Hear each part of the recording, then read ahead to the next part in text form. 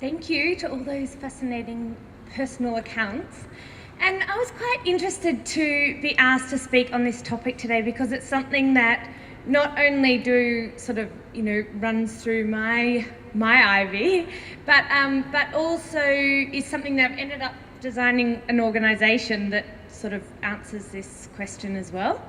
So when I was thinking about it, there were three key concepts that jumped out that was like, I think those three things are the things that tend to stop me repeatedly in my life. And the first one is a lack of clarity. And so, as a bit of background, I grew up on a farm near Wagga, and I was a pretty smart kid, and so I floated through school. I went to uni because my friends did. I never really knew what I wanted to do. After uni, I went back to the farm, worked in an abattoir for a year, and then after 12 months of wearing a white coat and gumboots and hard hat and counting intestines, I was like, maybe there is a little bit more to life than 12-hour days in a meat processor. So I bought a one-way ticket to London and somehow ended up working in really amazing community projects in Zambia, along the Thai-Burmese border, in southern India, and on an island off Fiji. And so this was really opened my mind to whoa, there is a lot of people in the world, and so many people living so many different ways. And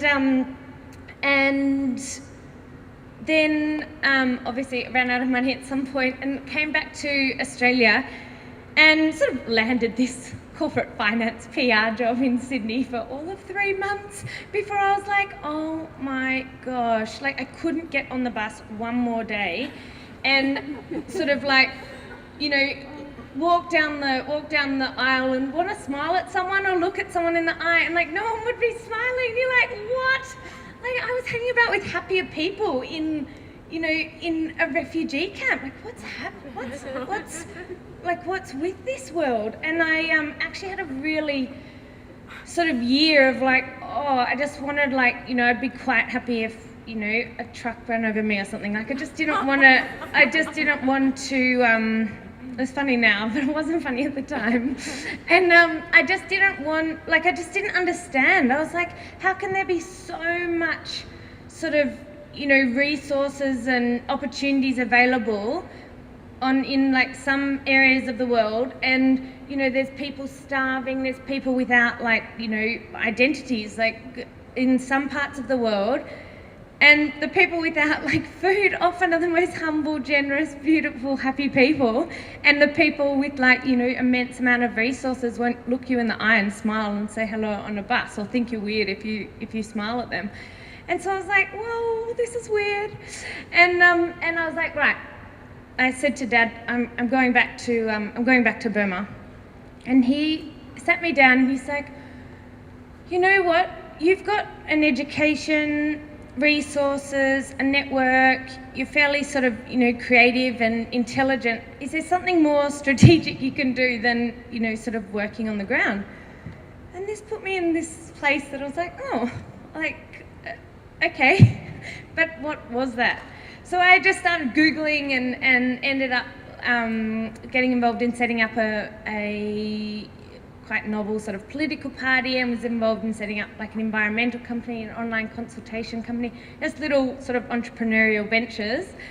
And then as all this was evolving, in the back of my head, these same things were kept coming up that I was doing some business coaching as well, so I was seeing people that laying out their plans and working towards them, and people that don't have plans and where their life was going. And I was like, man, there's everyone needs a plan. These plans are good. and so I started meeting with some friends in the back of a pub, and in the back of my business coaching office, and so very soon, and we just sort of nutting out, like, you know, a real little bit about what we had to do financially for the future and laying out our plans. And then it wasn't just our friends that started turning up, and we were like, did you know that this was just our friends? And then we sort of realized, well, maybe it's not just we're not the only ones that, you know, don't have total clarity on what we want to do and don't know exactly, you know, what we need to do financially to get there, and a few sort of questions like that. So I've ended up,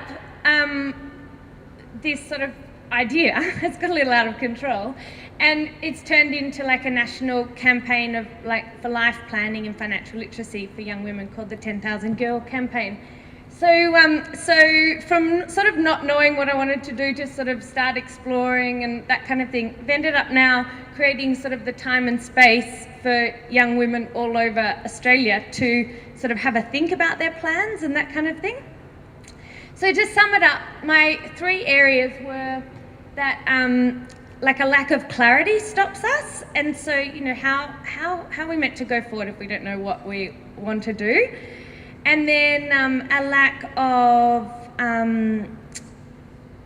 awareness. So if you're not sort of aware of the world and different sort of opportunities and stuff, well, how are we meant to go forward? And then also a lack of appreciation. I think this is the most important thing in hindsight, and when I was sort of reflecting on this question, that I really can see those days where I don't have appreciation. I think that things are going wrong and I see problems in the world, that sort of, you know, nothing happens.